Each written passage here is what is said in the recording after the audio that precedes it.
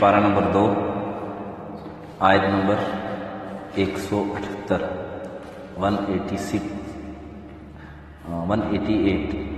78 178 اور سورہ بقرہ ہے۔ اعوذ باللہ من الشیطان الرجیم، بسم اللہ الرحمن الرحیم، یا ایہا الذین آمنوا کتب علیکم القصاص فی القتلى الحر بالحر والعبد بالعبد والأنثى بالأنثى فمن عفي له من أخيه شيء فاتباع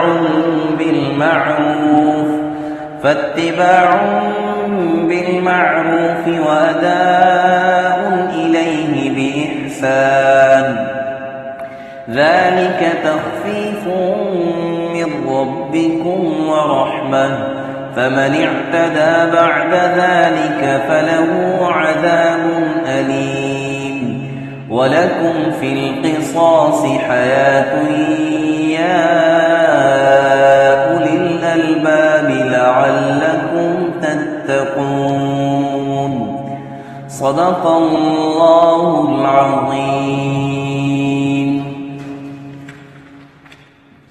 یا ایھا الذین آمنوا، اے ایمان والو، کتب اے فرض علیکم، کتب علیکم یہاں پہ کتب مانے فرضہ کہ ہے کہ فرض ہوا، اے ایمان والو فرض ہوا تم پر القصاص، قصاص یعنی برابری کرنا، فی القتلى مقتولوں میں، یعنی قتل کی صورت میں برابری کرنا تم پر فرض کیا گیا ہے۔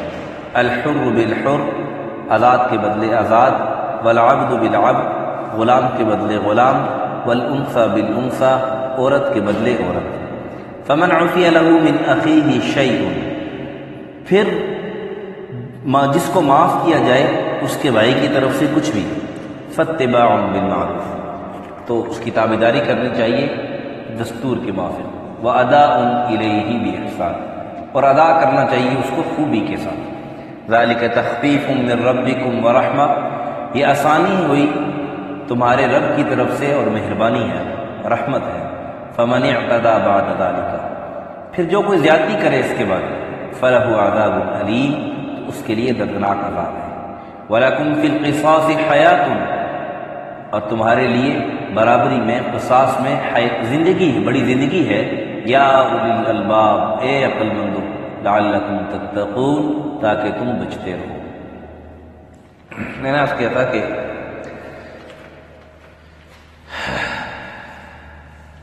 کل جو گزشتہ سبق میں جو آیت مبارکہ گزری ہے، اس میں اجمالی طور پر عبادت کی طرف ترغیب دی گئی ہے اور بتلایا گیا ہے کہ نیکی یہ نہیں ہے کہ تم ادھر منہ کرو، کوئی کہتا ہے ادھر منہ کرو، اسی جھگڑے میں تم پھنسے ہو۔ اور کافر تو یہی چاہتے تھے کہ مسلمان بس اسی میں الجھے رہیں، آج بھی کافر یہ چاہتے ہیں کہ بس مسلمان آپس میں مشغول رہیں، ان کی عبادات کی طرف یا جو دین کے بڑے احکامات ہیں ان کی طرف مسلمانوں کی توجہ ہی نہ جائے، بس آپس میں الجھے رہیں تاکہ ہم جو ہے وہ اپنے مقاصد آسانی سے پوری کر سکیں۔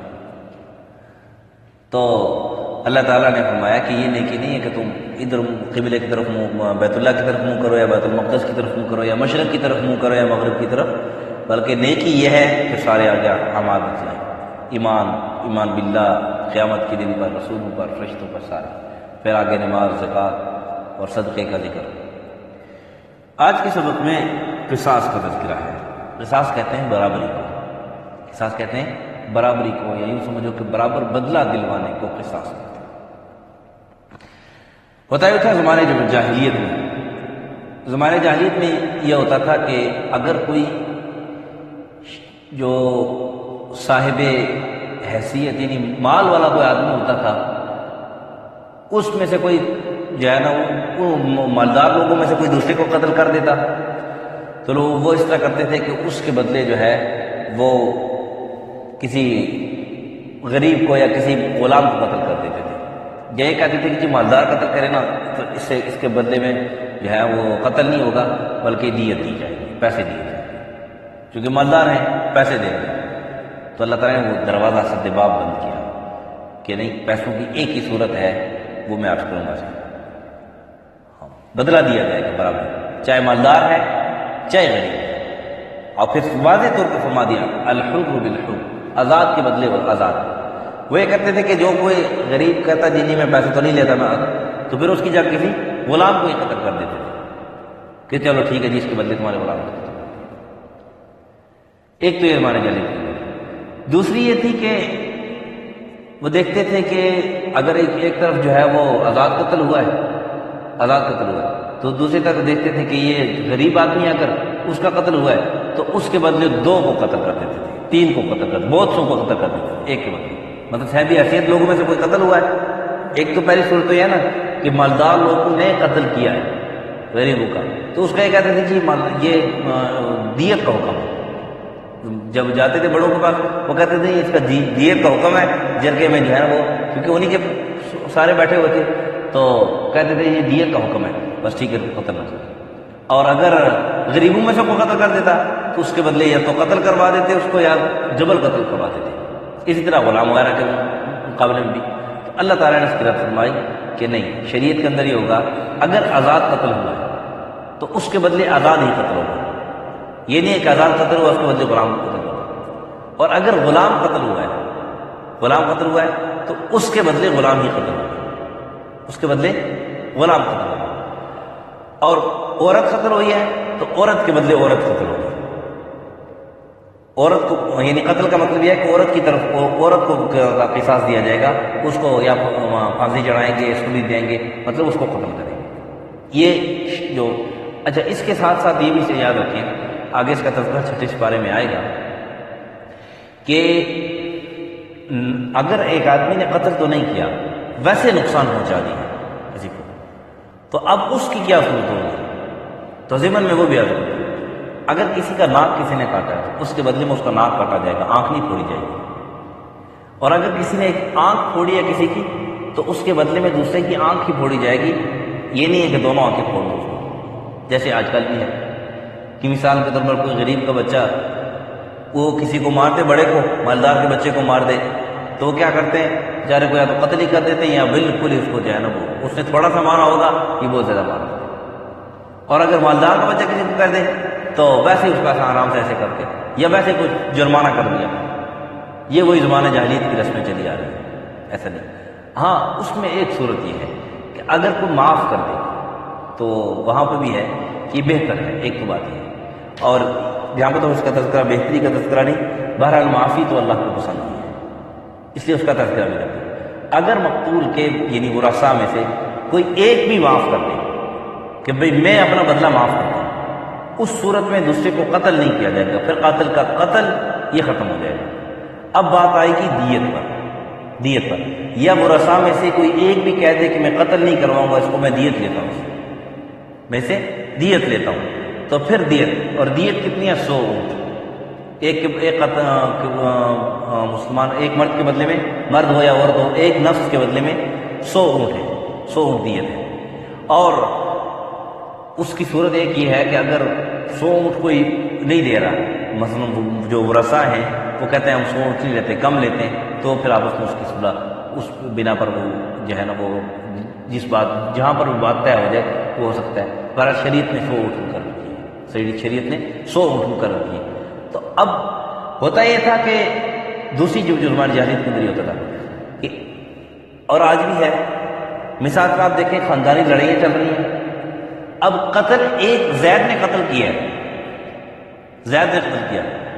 اب دوسری طرف بکر کا خاندان ہے، زید نے بکر کو قتل کیا ہے، اب بکر کے خاندان میں سے لوگوں نے اٹھا اور جو زید کے خاندان میں جو ملا اس کو قتل کر دیا۔ لوگ اس طرح بدلہ سمجھتے ہیں کہ اس نے ہمارا ایک مارا ہے ہم بھی اس کا ایک ماریں گے، اس نے ہمارا 2 مارے ہیں ہم بھی اس کو 2 ماریں گے۔ یہ نہیں دیکھتے کہ جس نے قتل کیا ہے اسی کو قتل کریں گے۔ شریعت نے جس نے قتل کیا ہے، جرم کیا ہے، اس کے بدلے میں اس کو قتل کرنے کا حکم دیا ہے۔ یہ نہیں کہ خاندان میں سے کسی کو اٹھا کے قتل کرنا، خاندان میں سے کسی کو اٹھا کر۔ اور ہمارے ہاں جو دشمنیاں جو چلتی ہیں عموماً آپ دیکھیں کہ اس میں اس چیز کا لحاظ نہیں رکھا جاتا، بس خاندان کا لحاظ رکھتے ہیں، خاندان کو دیکھتے ہیں کہ اس خاندان کا ہے، چاہے اس کے قتل میں وہ شریک تھا یا نہیں تھا، قطع نظر سے بس مل گیا اس کو قتل کر دیتے ہیں. ہم گنتی پوری کرتے ہیں کہ جی ہماری گنتی ان سے زیادہ ہونی چاہیے. ہاں گنتی بھی اس طرح پوری کرتے ہیں کہ ہماری ان سے مخالف پارٹی سے زیادہ ہونی چاہیے.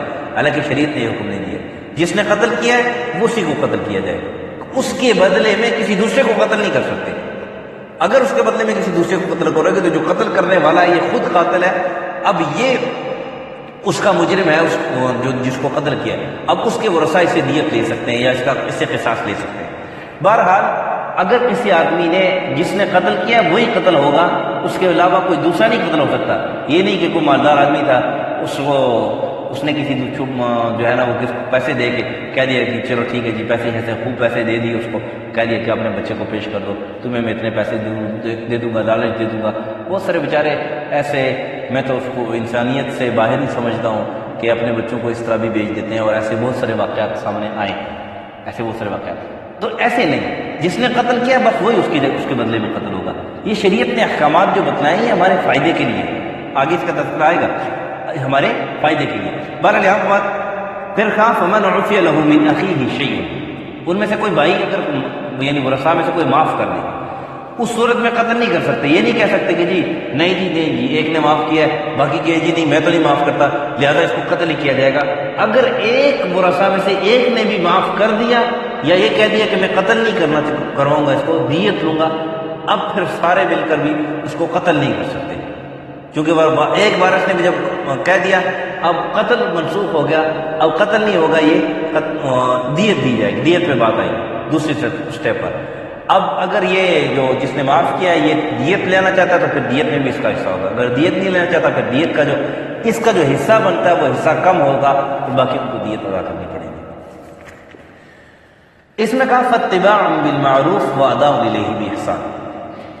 یہ کہا کہ اگر ورثاء میں سے ایک آدمی معاف کر رہا ہے تو پھر باقیوں کو چاہیے کہ اس کی تابعداری کریں احسن طریقے سے, معروف طریقے سے. یہ نہیں کہ وہ ضد پہ اٹکے دیں جی ہم تو قتل ہی کروائیں گے, یہ معاف کرتا ہے تو کرتا رہے, نہیں ہم تو قتل ہی کروائیں گے, ایسی بات نہیں. اگر اس نے معاف کر دیا اب ساروں باقی ورثاء کو چاہیے کہ اس کی اتباع کریں اور دیت پہ بات آئیں, دیت پہ بات کریں, اب پھر قتل کی بات کو چھوڑ دیں. اور واداء الیہ باحسان دوسری جو قاتل کے ورثاء ہیں ان کو حکم ہے, قاتل کو حکم ہے کہ آپ احسان اچھے طریقے سے ان کو یہ دیت دے دیں, اچھے طریقے سے ان کو یہ دیت دے دیں. اب یہ نہیں ہے کہ جی نہیں جی دوسرے ورثاء کہہ دیں جی نہیں تو دیت شیت تو ہم نہیں دیتے, پیسے شیئر ہمارے پاس نہیں ہے, جس نے مارا بس اسی کو مارو. اب جو قتل کا حکم وہ ختم ہو چکا, چونکہ ایک نے معاف کر دیا, پھر وہ قتل کا حکم نہیں رہے گا. اس صورت میں پھر دیت ہوگی. تو دونوں طرف ترغیب دی گئی کہ اب جو قاتل ہیں وہ بھی اچھی طریقے سے واداء الیہ باحسان اچھے طریقے سے ادا کریں, اور فاتباع بالمعروف جو مقتول کے جو ورثاء ہیں وہ بھی اس کی تابعداری کریں. کذالک تخفیف من ربکم ورحمہ, یہ آسانی ہے تمہارے رب کی طرف سے تمہارے لیے اور رحمت ہے. دوسری جگہ پر آئے گا اللہ تعالیٰ فرماتے ہیں ولولا فضل اللہ علیکم ورحمتہ لکنتم من الخاسرین. اللہ کی رحمت اور اللہ کا فضل شامل حال نہ ہو تو ہم پھر بہت بڑا نقصان اٹھانے والوں میں. تو یہ اللہ کی طرف سے ایک رحمت ہے کہ ایک آدمی ہے اس سے قتل ہو گیا, اب اس سے یہ الگ بات ہے کہ جو قتل خطا ہے یا قتل عمدن ہے اس کی انشاءاللہ تفصیل میں کسی موقع پر عرض کروں گا کہ قتل کی کتنی قسمیں ہیں اور کس صورت میں جو قتل ہوگا. جو قتل خطا ہے ایک موٹا جو بات یاد رکھیں, قتل خطا جو ہے اس کی صورت میں پھر دیت آئے گی, پھر قتل نہیں ہوگا. قتل خطا کی کیا صورتیں ہیں وہ بھی انشاءاللہ میں عرض کروں گا. ہاں جان بوجھ کے کسی نے کسی کو قتل کیا ہے اس صورت میں پھر یا تو قصاص ہے, اگر کوئی معاف کر دیتا تو پھر دیت ہے. باقی جو قتل کی اقسام ہے انشاءاللہ کسی اور موقع پر تفصیل سے عرض کریں گے. فمن اعتدى بعد ذلك, اب معاملہ جو طے ہو گیا اس میں پھر جو حد سے تجاوز کرے گا اب معروف طریقے سے ہٹے گا یا اچھے طریقے سے ادا نہیں کرے گا, اس سے ہٹے گا, پھر فلہ عذاب العلیم, تو اس کے لیے پھر دردناک عذاب ہوگا. کیا مطلب اللہ کی ناراضگی ہے, اب یہ عذاب دنیا میں بھی آ سکتا ہے اور آخرت میں تو پھر ہوگا ہی ہوگا. پھر کہا وَلَكُمْ فِي الْقِصَاصِ حَيَاةٌ, دیکھو قصاص کے اندر برابری کے اندر. اچھا یہود نے اعتراض کرنے لگے نا, زمانے جاہلیت کے جو جاہل تھے نا جاہلی, وہ اعتراض کرنے لگے کہ دیکھو جی اب ایک آدمی نے قتل کر دیا, اس کے بدلے دوسرے کو قتل کر رہے ہو, تو یہ تو زیادتی نہیں ہے کہ ایک جان تو گئی, اب دوسری جان کو بھی تم مار رہے ہو, دیکھو کتنی بڑی وہ عقلی دلیل ہے، دیکھو کتنی بڑی زیادتی ہے، بے ایک آدمی نے قتل کر دیا ہے تو تم دوسرے کو کیوں مارے ہو؟ اس کو تو چھوڑ دو، ایک جان تو بچ جائے۔ اللہ فرمایا نہیں، ایسی بات نہیں، وَلَكُمْ فِي الْقِصَاصِ حَيَاتٌ، قصاص کے اندر، برابری کے اندر، یہ جو قصاص ہے اس کے اندر تمہارے لیے زندگی ہے۔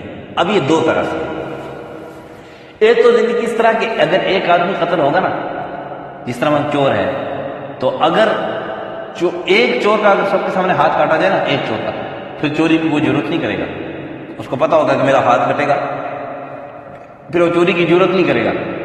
اور اسی طرح اگر ایک آدمی کو قتل کر دو اور سب کو پتا چلے کہ اس نے قتل کیا تھا اس لیے اس کو قتل ہوا، تو پھر آپ دیکھو کہ کوئی قتل کرتا ہے، کسی کو ضرورت ہوتی ہے۔ یہ کیوں قتل پہ آمادہ ہوتے ہیں کہ ہم پیسے دے کے چھوٹ جائیں گے، رشوت دے کے چھوٹ جائیں گے، ہمیں کوئی پکڑنے والا نہیں ہے، کوئی قتل نہیں کرے گا، جھوٹا مقدمہ کر کے، جھوٹے وکیل پر کر کے اس کو پیسے بھر کے ہم اپنے آپ کو چھڑوا لیں گے اس وجہ سے۔ ورنہ حقیقی طور پر اگر قصاص والے معاملے پر عمل ہو تو پھر دیکھو کسی کو ضرورت ہوتی ہے کسی کو قتل کرے۔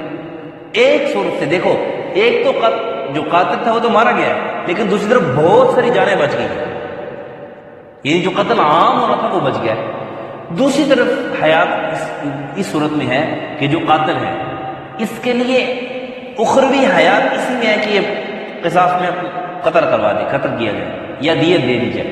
اگر قتل کروا دیا کیا تو پھر اور اس نے اس سے پہلے توبہ کر لی تو پھر اس کا یہ گناہ معاف ہوگا۔ آخرت میں اس پر پھر اس کو پکڑ نہیں ہوگی، آخرت پر یعنی اخروی زندگی اس کے لیے اس کی بہتر ہو جائے گی۔